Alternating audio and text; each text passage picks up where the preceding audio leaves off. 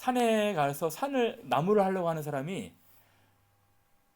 밑에서 산 올라가기 전에 연장들을 다 준비를 해야 되거든. 도끼도 준비하고 낫도 준비해야 되고 다 갈고 닦고 해야 되거든. 그 산에 올라가서 거기서 연장 만들면 안 돼. 늦는 거야. 근데 많은 사람들이 지금 잘 20대 때, 청년 때, 30대 준비 안 하다가 나중에 사회 들어가서 그때 막 성경 읽으려고 그래. 근데 지금 여기서 연장을 잘 준비해 놓으셔야 돼요. 그래야지 산에 올라오셔서 연장으로 다 나무를 다 다듬질 해야지.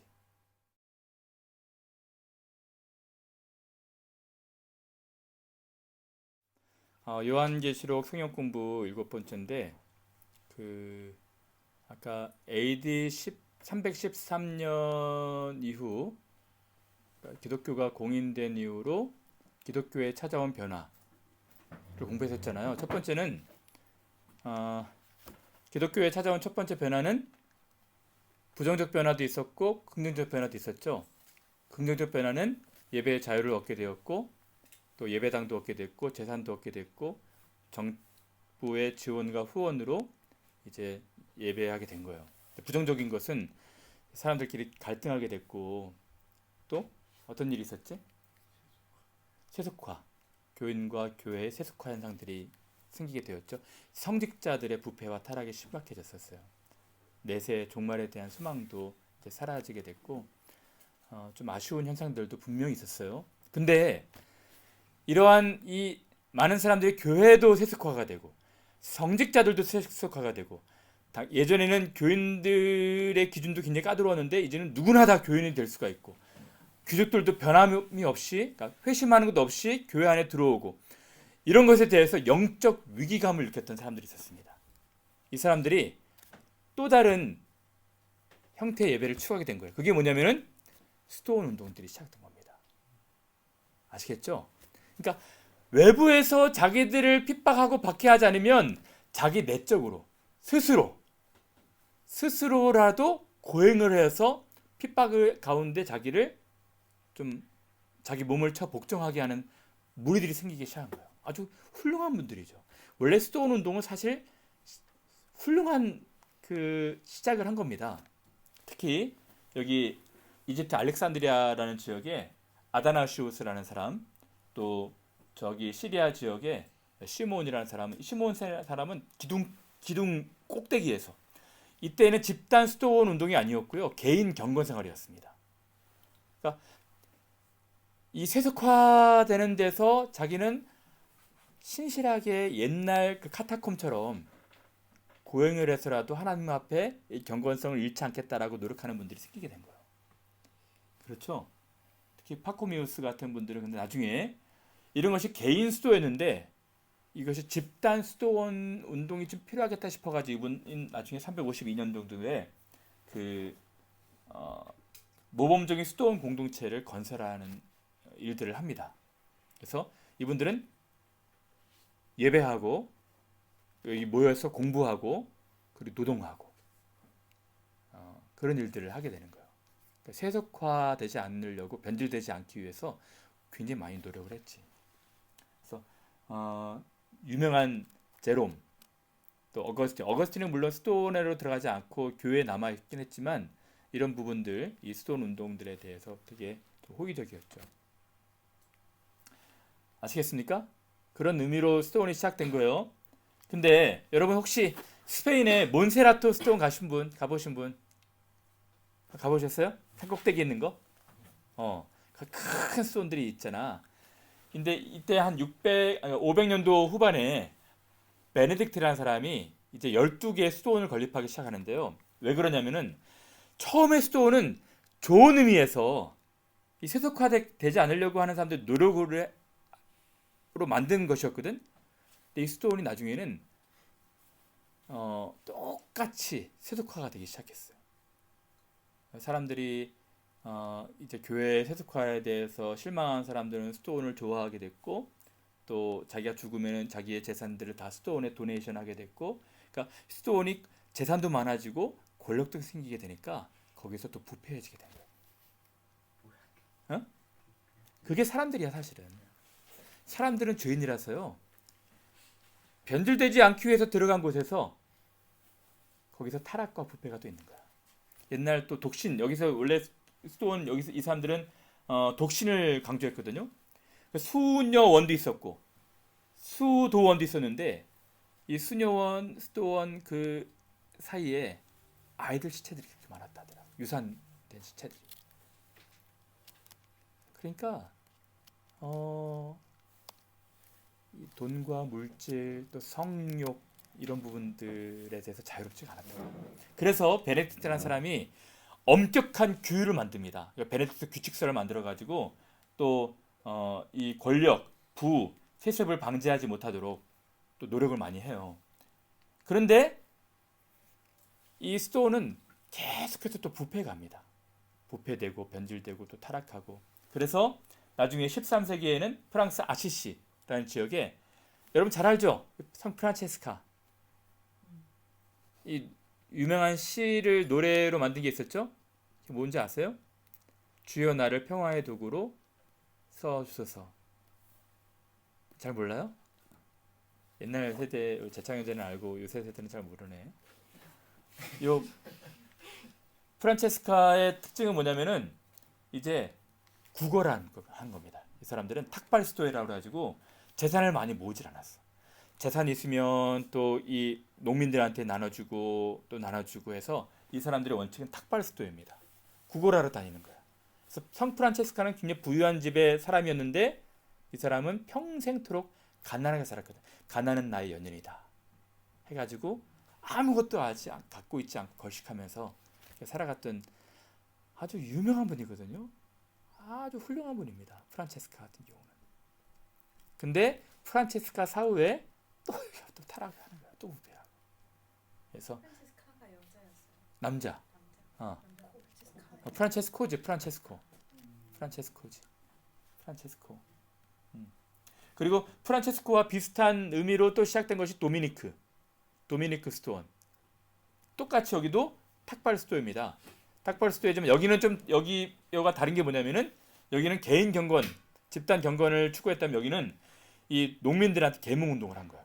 특히 설교, 곳곳마다 돌아다니면서 설교 운동을 했습니다. 그래서 도미니크 이 스토어에서 탁월한 설교자들이 많이 배출이 됐어요. 어쨌든 좋은 의미에서 우리는 교회의 세속화 에서 우리 자신들을 지키겠다고 해서 스토온 운동으로 나온 것인데 이 스토온도 그 바깥 세상에서 들어왔지만 안 세상에 있었거든. 우리 안에 있는 죄. 그래서 여기도 나중에 타락하게 된 것이죠. 자, 그러면 여러분들하고 한번 좀 대화 나누고 싶은 건 이건데 한국교회. 아까 제가 한국교회 문제를 잠깐 얘기했죠. 한국교회도 지금 너무 부유해. 너무 풍성해. 모자람이 없어. 예배당도 있고 자유도 있고. 근데 이 교회가 계속해서 세속화가 되고 있잖아요. 성직자도 그렇고 또 교인들도 그렇고. 그래서 제가 한번 여러분들과 대화해보고 싶은 건 뭐냐면 한국교회 우리 21세기를 살아가는 우리 교회가 좀 개혁운동을 위해서 좀 필요한 것이 뭘까? 어떻게 우리 교회가 개혁할 수 있을까? 그 부분 혹시 여러분 생각하는 거 있으면 얘기해 줄래요? 개혁의 필요성을 느끼죠? 그럼 윤영재, 좀 우리가 어떤 부분에 대해서 좀 개혁하면 좋을까? 어떤 방법으로? 저는 요즘 여기 와서 많이 느끼는 건데 제가 어렸을 때 항상 하나님의 미션 음, 이런 건 다 거창하고 음, 엘리트가 되어야만 하고 약간 그랬던 것 같아요. 근데 예수님은 그런 분들을 오케이. 위해 분이 아니셨는데 오케이. 엘리트가 뭐 내가 굳이 되면 좋겠 음, 그걸 이용해서 이제 음, 이렇게 하나님을 알리고 하면 좋은 거지만 음, 너무 우리 교회가 음. 엘리트만을 위한 거를 말하고 있고 오케이. 특권 계층을 위해서만 말하고 있고 오케이. 그랬던 걸 여기가 좀 많이 깨달은 거. 오케이. 사실 이번 수련회 때 맨 마지막 설교가 저거였거든요. 기독교인들이 성공하면 안 되나? 기독교인 좀 출세하면 안 되나? 거기에 대한 얘기를 했는데 우정자매 잘 들었어? 네. 왜 기독교인에 성공하면 안 되는 거야? 아니요?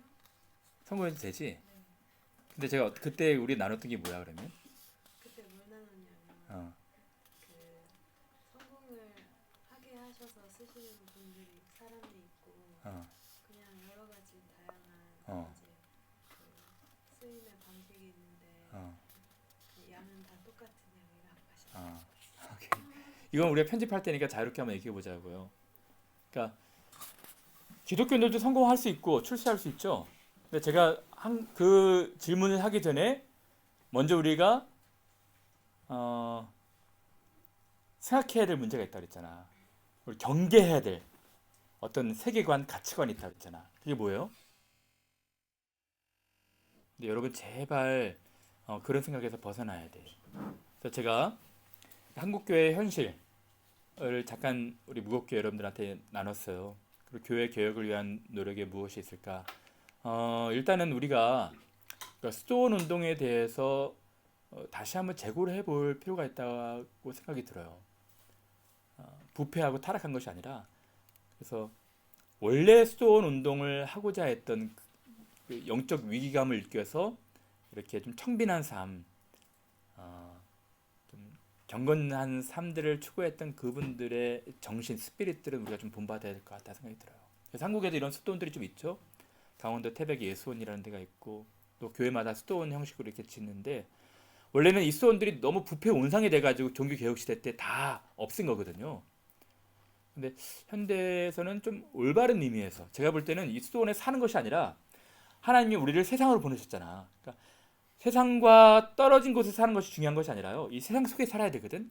근데 잠시 우리 이 세상의 이 속물 사회에서 벗어나서 우리 자신들을 좀 돌아보는 그런 은밀한 공간들은 좀 필요한 것 같아요.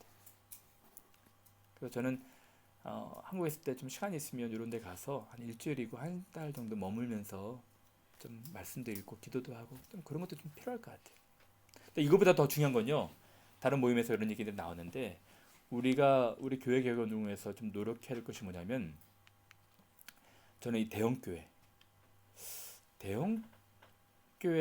이 메가처치를 추구하는 이런 현상들은 우리가 빨리 좀 버려야 되지 않을까 싶어요.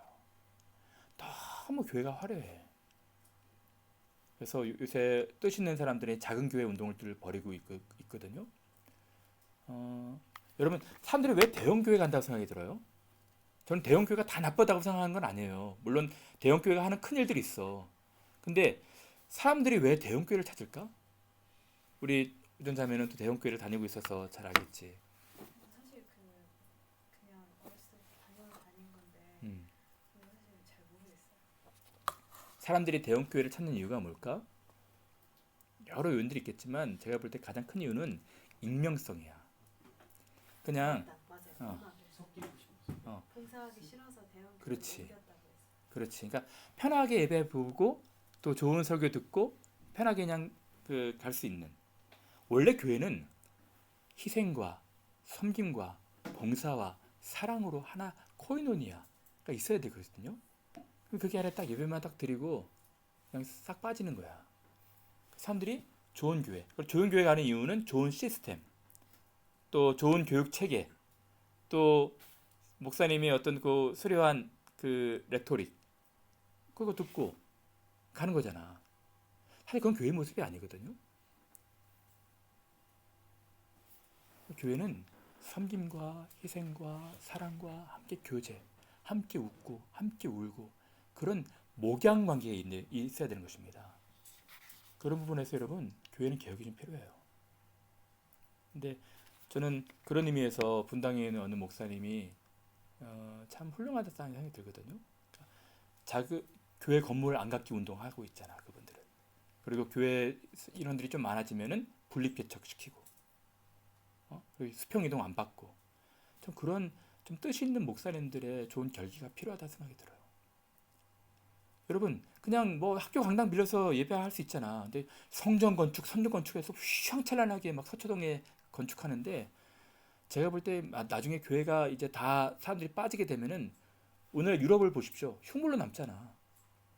어마어마하게 큰 예배당에 10명이 예배드리고 있잖아요 지금. 예배당 다 이제 모스크로 팔리고 있고 유지가 안 되니까. 여러분 좀 그런 교회 개혁 운동이 좀 필요하다는 생각이 들고요.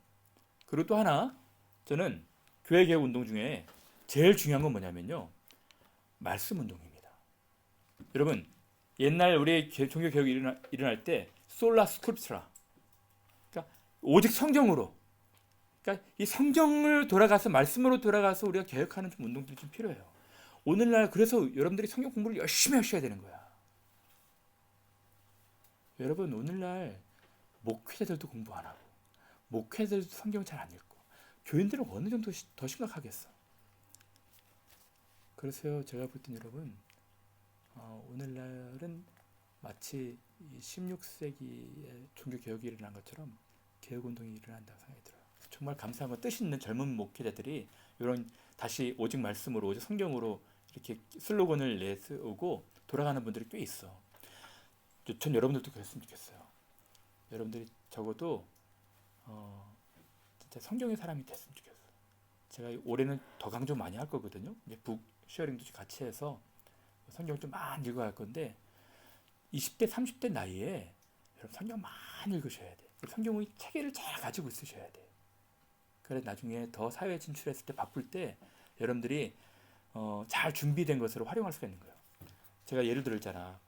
산에 가서 나무를 하려고 하는 사람이 밑에서 산 올라가기 전에 연장들을 잘 준비를 해야 되거든. 도끼도 준비하고 낫도 준비해야 되고 다 갈고 닦고 해야 되거든. 그 산에 올라가서 거기서 연장 만들면 안 돼. 늦는 거야. 근데 많은 사람들이 지금 잘 20대 때, 청년 때, 30대 준비 안 하다가 나중에 사회 들어가서 그때 막 성경 읽으려고 그래. 근데 지금 여기서 연장을 잘 준비해 놓으셔야 돼요. 그래야지 산에 올라오셔서 연장으로 다 나무를 다 다듬질 해야지. 그렇죠. 여러분들이 지금 해야 될 것은 물론 사회적인 공부도 마찬가지겠지만 신앙적인 경건 그 서적도 또 많이 읽고 성경도 많이 읽으셔서 여러분들 준비를 잘 해놓으셔야 돼. 아시겠습니까?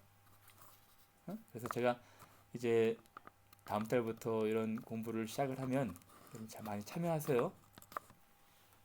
자, 그러면 그거 그렇게 두루뭉실하게 말씀하지 마시고 어. 날짜를 오케이. 제가 지금 뜻 만들고 있어 지금 계속 두리뭉실하게. 자꾸 연기되는 것 같아서. 아니야. 이제 제가 리스트 만들고 있어요. 북 리스트 만들어서 일단은 제가 한 100권은 먼저 여러 풀려고 그래. 100권은 먼저 풀고 그리고 이제 사람들 모집을 할 거야. 제가 모집 지원서를 써가지고 그 모집을 할 거고 감사하게도 여러분 장년들이 한국에 들어가시면은 좋은 책들을 보내주신다 하더라고. 그러니까 제본을 해서라도 좀 보내주신다 하더라고. 그래서 여러분들이 이제 북 저랑 같이 읽어가기로 해요. 제가 지금 만들고 있어 북 리스트를. 자, 재훈이한테 참여해. 오케이, 땡큐. 우정이도 참여해. 전자책도 있겠죠? 이북도 있을 거야. 이북도 있을 거야. 하나 받아가지고 프린트한 다음에 다시. 그건 누가 잘 모르니까 재훈이가 좀 담당해가지고 누가 한 번 뽑아가지고 쭉 해줬으면 좋겠어. 서로 읽을 수 있도록. 제가 진짜 약속합니다. 그거 여러분 잘만 따라오시면요 굉장한 유익이 있을 거예요. 확신합니다. 제가. 자, 두아디라 교회 네, 소아시아 7교회 중에 4개 교회만 빨리 하고 마칠게요. 두아디아 교회 처음보다 나중이 풍성해지고 거짓에 미혹되었던 교회. 근데 이 지도를 보십시오.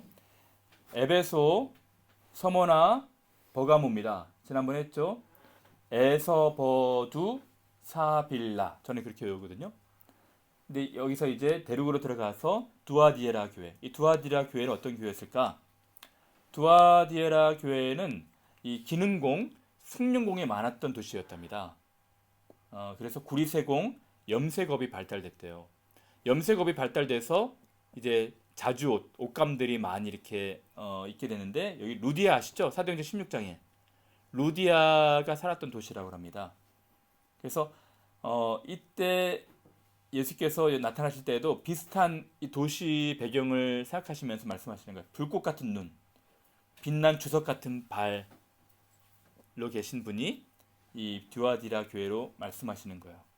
근데 여기서 기능공, 승용공이 많았기 때문에 기독교인들도 여기서 이렇게 이런 일들을 하기 위해서는 길드에 조합해야 될 필요성이 있었다고 합니다. 여러분 지난번에도 공부하셨지만 길드에 가입하기 위해서는 어떻게 해야 되죠?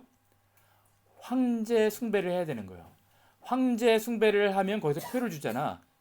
그래서 그 표를 받고 이 가입이 될 수가 있었던 것입니다. 그렇기 때문에 기독교인들은 이 가입이 안 되는 것이죠. 그래서 어마어마한 손해와 그 박해를 각오하고 살아가야 됐던 것입니다. 근데 이러한 상황 가운데 있었어도 불구하고 이분들은 처음에는 작았거든요. 사랑이 점점 더 풍성해졌어요. 섬김도 인내도 봉사도 참 따뜻한 사랑들이 있었던 거예요. 처음 사랑이 나중보다도 더 처음에 그것이 나중에 더 풍성해졌다. 이렇게 지금 칭찬하고 계신 것입니다. 가면 갈수록 더 좋아지는 교회. 이것처럼 큰 칭찬이 있을까? 제가 볼 때는 우리 교회가 이런 면이 좀 있는 것 같아. 처음에는 우리 교회에서 그 신앙을 시작하시는 분들이 꽤 많거든요. 한국에서 한 번도 교회를 안 다녔다가 우리 교회에 와서 신앙을 가시는 분들이 꽤 많습니다. 이분들이 처음에는 조금 그랬는데 나중에는 계속해서 잘 다듬어져서 사랑도 풍성해져. 기도도 깊어지고 성경에 대한 안목도 더 넓어지고. 그래서 참 그러면서 제가 참 감사해요. 청년들도 마찬가지예요. 청년들도 처음에는 좀 비실비실한 청년들이 많았는데 점차 가다 보면은 좀 더 풍성해지는 친구들이 생기는 거야. 그런 면에서는 여러분들이 좀 잘하시는 것 같아. 근데 여기에 무서운 죄책도 있습니다. 뭐죠? 자칭 선지자라 하는 여자 이세벨을 받은 거예요. 이게 뭐냐면요. 이게 두아디에라 교회인데 여러분 이 그림 예전에도 제가 갖고 왔었죠? 근데 뭐가 좀 바뀐 것 같지 않아? 이 그림 언제 어느 교회 때 제가 소개를 했을까? 에베소 교회. 에베소 교회가 진리 분배를 잘했잖아요. 근데 처음 사랑을 잃어버렸다 그랬잖아. 여기는 정확하게 바뀌어진 거야. 이 두아디에라 교회는 처음엔 사랑이 좀 작았지만 점점 갈수록 이 사랑이 더 풍성해진 거예요. 그런 의미에서 칭찬을 받았지만 나중에는 진리를 잘 분별하지 못한 거예요. 그래서 내 사업, 사랑, 믿음, 섬김, 인내 내가 다 알고 있다. 내 나중 행위가 처음 것보다 많도다. 서로 사랑, 교제, 관계에 잘하고 있었어요. 나중에 근데 잘못한 것이 뭐냐면은 자칭 선지자라 하는 여자 이세벨을 내가 용납했다. 여러분 이세벨이 누굽니까? 북이스라엘 왕 아합의 아내였죠. 페니키아 여인으로 이방 여인으로 들어오면서 온갖 우상들은 다 갖고 들어왔잖아. 그러니까 그 우상 숭배의 길을 열어준 상징적인 인물이겠지. 그처럼 여기 자칭 선지자라는 여자가 누군지 잘 모르겠어요. 누군지 모르겠지만 이러한 상징적인 인물로 인해서 그 진리를 잘 분별하지 못하고 아마 그런 걸 거야. 길드 조합에 가입되지 못하면은 일을 못하는데 아유 그 정도는 좀 타협해도 괜찮지 않겠냐. 아니 네가 이제 살아야 되지 않겠냐. 살려면 적절하게 좀 타협하고 살아가라. 이렇게 좀 조장했던 사상 뭐 그런 것을 총칭해서 얘기를 하는 것 같아요. 근데 하나님께서 예수님께서 뭐라 말씀하시냐면 네가 사단의 깊은 것을 몰고 있다. 사단은 하나씩 둘씩 타협하게 하면서 누룩처럼 번지게 하는 것입니다. 하나 길을 열면은 뚝이 무너질 때 한두 개씩 열리면서 나중에 전체가 다 무너지는 거잖아. 그러니까 예수께서 그렇게 말씀하시는 거예요. 네가 사단의 깊은 그 미혹하게 하는 전략을 잘 모르고 있구나. 그러므로 우리에게 좀 적용해 보자면 여러분들이 신앙생활하면서 하나 둘씩 타협하게 되면서 이 신앙이 무너지게 되는 거야. 사단은 그렇게 유혹하는 거야. 이 정도는 괜찮겠지. 이 세상이 다 그런데 이 정도야 괜찮겠지. 특히 청년들이니까 뭐 청년들만이 느끼는 그런 그 죄 유혹들이 많이 있잖아요. 하나씩 열기 시작하면서 다 열리는 겁니다. 그래서 예수께서 무서운 질책을 하게 된 것이죠. 자, 그러면 다섯 번째 교회 사대 교회 살아있는 것 같지만 사실 죽은 신앙 이것도 볼게요. 이 사대는 이쪽에 있는 교회입니다. 요거는 오늘날 지명이거든요. 오늘날 이즈미르 이런 오늘날 지명인데 사대는 황금의 도시였대요. 최대 금 생산지였답니다. 그래서 세계 처음으로 금화를 제작한 곳이 바로 이곳이랍니다. 사대. 근데 여기는 산과 강으로 둘러싸인 천연 요새랍니다. 여러분, 그러니까 여기는 부자 도시예요. 금맥도 있었죠. 금 생산지도 됐지. 또 강줄기도 있었지. 그래서 굉장히 부유한 도시였기 때문에 또 전쟁도 많았어. 전쟁이 많았기 때문에 이 부유한 사람들은 모든 것을 놓치지 않으려고 의존할 대상이 필요했던 것입니다. 그래서 종교를 찾은 거예요. 그래서 돈과 세상을 사랑하면서 신앙도 유지하고 싶었던. 그래서 경건의 모양은 있지만 능력은 없는 그런 교회. 그래서 예수께서 뭐라 말씀하시죠? 네가 살아있는 것 같지만 살아있다 말하지만 사실은 네가 죽은 자로다. 그러니까 겉으로 보면 화려하고 겉으로 보면 살아있는 것 같지만 생명력이 없는 교회. 우리 교회는 좀 어떨까요? 우리 교회도 이런 책망을 받아서는 안 되지. 경건의 모양은 있지만 예배 형식도 있고 찬양도 뜨겁게 하고 기도도 열심히 하고 열정적으로 예배 드리는 것 같지만 실제로 삶이 없는 경건의 능력이 없는 교회. 이런 교회를 사대 교회라 말한 것입니다. 그러나 여기에도 몇몇인 더럽히지 않은 몇 명이 있어가지고 예수께서 이런 부분들에 대해서 약속도 하시죠. 아시겠습니까? 그래서 사대 교회 이게 사대 교회였답니다. 당시에 신전을 교회로 사용한 거예요. 비잔틴의 시대 때 만들어졌던 신전을.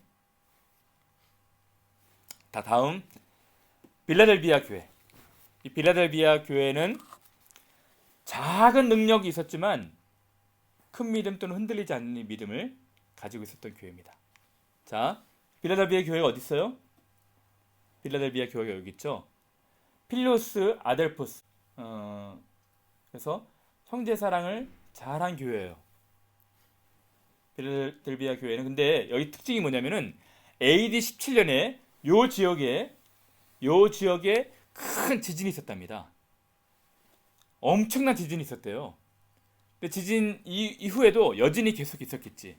그러니까 이 빌라델비아 지역에는 지진이 많았던 도시였답니다. 여러분, 지진이 많았으면 지진 대피 훈련도 많이 했겠지. 그래서 약간 여진이 있으면 대피소로 가는 거예요. 그래서 예수께서 이런 상황 가운데서 이런 말씀하신 겁니다. 내 앞에 열린 문을 두었을 때 하나님 성전의 기둥이 되리라. 다시는 나가지 아니하리라. 이런 말씀이 나오거든요. 이런 말씀은 잘 이해가 안 되는 게 이런 도시 배경을 잘 몰라서 그래요. 근데 지금은 이 교회 터에 요 기둥밖에 안 남았답니다. 여러분, 이 기둥이 다른 지역과는 좀 달라 보이죠? 굉장히 두껍죠? 왜 두껍게 만들었을까? 지진이 많았기 때문에. 지진이 나도 흔들리지 않는 두터운 기둥을 만든 겁니다. 그렇죠? 그래서 보십시오. 예수께서 뭐라 말씀하시냐면 네 앞에 열린 문. 그러니까 뭐 흔들리게 되면은 이제 대피소로 가겠지. 예수께서 요한복음 10장에 내가 양의 문이다. 내게로 들어오라고 말씀하시잖아요. 구원의 문으로. 그러면은 거기에 대한 약속이 뭐냐면은 이 성전에 흔들리지 않는 기둥이 되게 할 것이다. 그리고 다시는 네가 왔다 갔다 나가지 않을 것이다. 그러니까 이 안에 들어오면은 안전하다는 것입니다. 예수님 안에 들어오면. 그래서 이런 약속을 주시는 거예요. 근데 이 교회는 칭찬만 있었던 교회거든요. 이 도시에 살았던 이 교회는 아주 작은 능력만 있었던 것 같아. 작은 능력이 있었지만 큰 일들을 감당한 것입니다. 형제 사랑도 실천하고 똑같이 어려운 사람들도 많이 돌보고 또 신앙의 절개도 잘 지키고. 그래서 오늘 우리에게 적용하자면 여러분, 우리 인생도요 영적인 지진들이 많아요. 모든 것을 다 갖추고 다 준비했다고 생각하지만 지각 변동이 있게 되면은 질병에 걸린다거나 사고를 당한다거나 예기치 못한 일들을 경험하게 되면 우리도 흔들리는 거야. 예수님 안에 있는 사람들은 흔들림이 없다는 것입니다. 열린 문으로 들어간 자들의 약속. 그러므로 여러분들이 이 세상을 의지할 것이 아니라 우리 영원한 복 되신 예수 그리스도를 의지해야 되는 거예요. 마지막 라오디게아 교회, 차지도 아니하고 덥지도 않은 미지근한 교회. 이 부분은 많이 들었죠? 여러분들이 자, 라우디게아 교회는 요 교회에 있습니다. 요 지역에 있는데 위로는 빌라델비가 있고 밑으로는 이 골로새가 있었던 거예요. 근데 이 라우디게아와 빌라델비아 사이에 파무칼레라는 혹시 유명한 천연 온천이 있거든요. 가보신 분? 우리 장년들 중에서 가보신 분들이 계시더라고요. 이 라우디게아 교회인데 여기 온천입니다. 사진 보니까 저도 안 가봤어. 저희 이제 입역 안 되는 걸로 알고 있는데. 아이벽이 이제 안 돼? 이제 오염돼서. 아, 그렇구나. 사진 보니까 굉장하더라고. 이렇게 온천들이 이렇게 돼 있어가지고 따뜻한 물이 막 흘러나오는데 여기서는. 어쨌든 안 가봐서 잘 몰라. 근데 대단하더라고. 너무 너무 아름다워 보이더라고. 우리 장년분 중에 20년 전에 한번 가본 분이 있대. 20년 전에. 근데 여러분 여기는요. 일단 라오디게아 교회는 라오디게아 지역은 사대보다도 더 부유한 도시였답니다. 그래서 양모산업 금융업의 발달로 부유했는데 이 지진이 이 근방이 일어날 때 많은 도시가 로마의 정부의 지원을 받았대. 여기는 지진이 났는데도 지원을 거부했던 도시였답니다. 그 정도로 재정 자립도가 최고였대. 잘 사는 도시였죠. 그래서 이 사람들이 말하는 게 뭐냐면 나는 부자라 부족한 것이 없다. 근데 예수께서 말씀하신 것이 뭐냐면 네가 부자라 부족한 것이 없다 말하지만 실상은 네가 가난한 사람들이다. 영적으로 곤고하고 가난한 사람들인데 네가 알지 못하는도다. 이 특징이 뭐냐면요. 여러분 근데 여기는 이 라오디게아 교회는 물 자립도가 취약했답니다. 그래서 이 물을 수로로 끌어왔대. 돈이 많으니까. 근데 여기 파무칼레 온천에서도 끌어오고 저 골로새 산 꼭대기에 있는 골짜기에 있는 생수 아주 차가운 물도 끌어오고. 근데 이 뜨거운 물도 수로로 끌어오고 차가운 물도 끌어오는데 어떤 현상이 있냐면은 뜨거운 물이 수로를 타고 오면서 미지근해지는 거야. 차가운 물도 수로를 타고 오면서 미지근해지는 거야. 근데 이 뜨거운 온천물이 수로를 타고 오면서 화학 현상이 있어 나가지고 석회도 많이 물려오고 그래서 식수로 먹기에는 너무 힘든 그런 물이 된다는 거예요. 그래서 토하에 내치고 싶은 그래서 그런 도시 배경을 염두에 두시고 예수께서 뭐라 말씀하시냐면 네가 차지도 아니하고 덥지도 않고 미치근해서 먹기 너무 불편한 그런 상태가 됐는데 내가 너무 토하에 내치고 싶다 라고 말하는 것입니다. 그 사람들의 신앙이.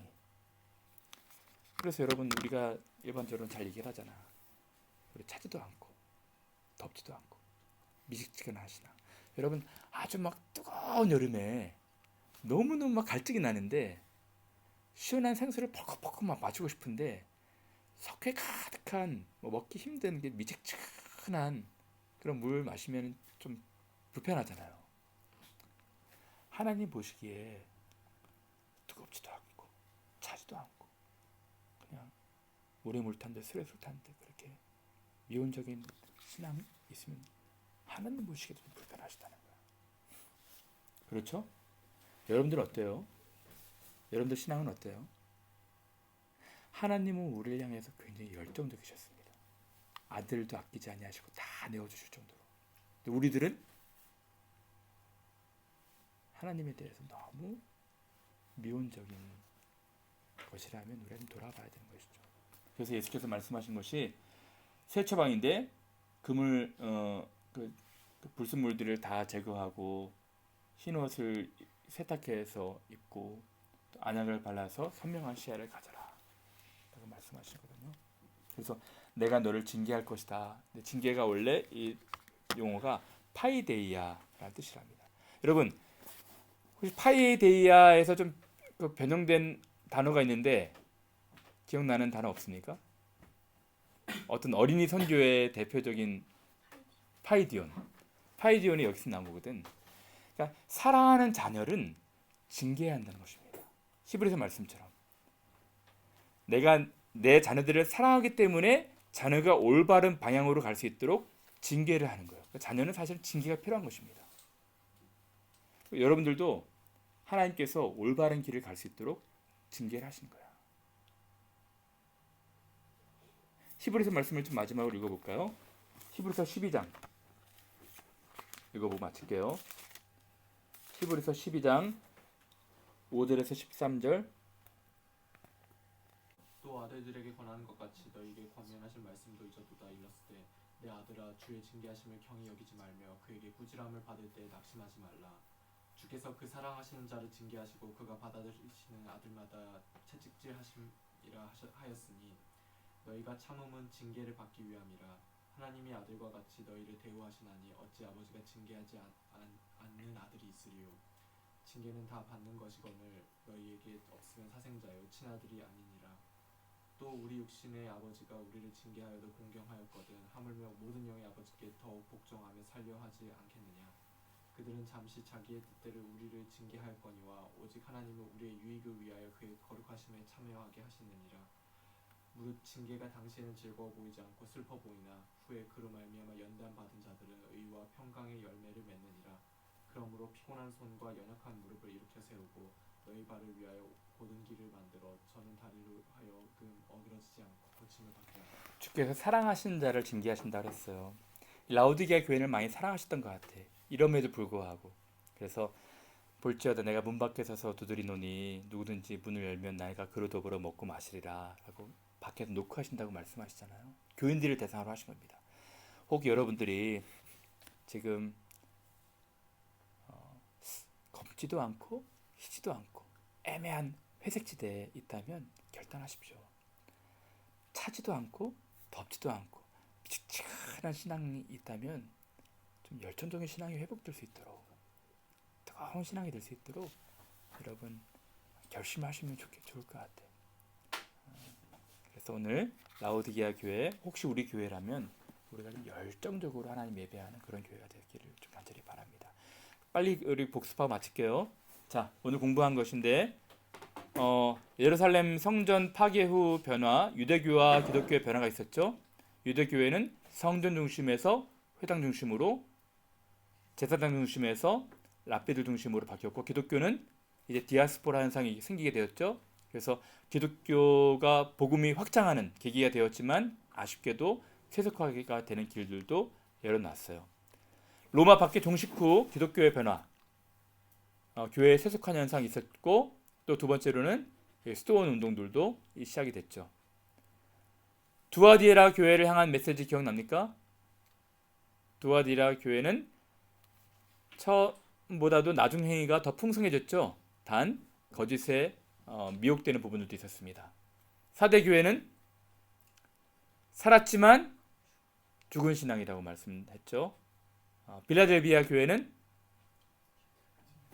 작은 능력 가지고 큰 믿음, 흔들리지 않는 견고한 신앙, 형제 사랑을 많이 했고, 그래서 열린 문을 약속해 주신 교회가 됐죠. 라오디게아 교회는 방금 했지만 어떤 거였죠? 차지도 않고 덥지도 않은 미직지근한 신앙, 이것을 회복하라고 예수께서 말씀하신 것입니다. 자, 그러면 오늘 우리 요한계시록 3장까지 공부를 했는데 다음번에는 이제 4장을 할 겁니다. 본격적인 요한계시록에 들어갈 거예요. 이제 요한을 하늘 지성소로 초대해서 예수께서 많은 부분들, 앞으로 되어질 일들을 소개하는 그런 환상들을 보여주시거든요. 여러분 기대하시고 요한계시록 성경 공부 열심히 하시길 바랍니다.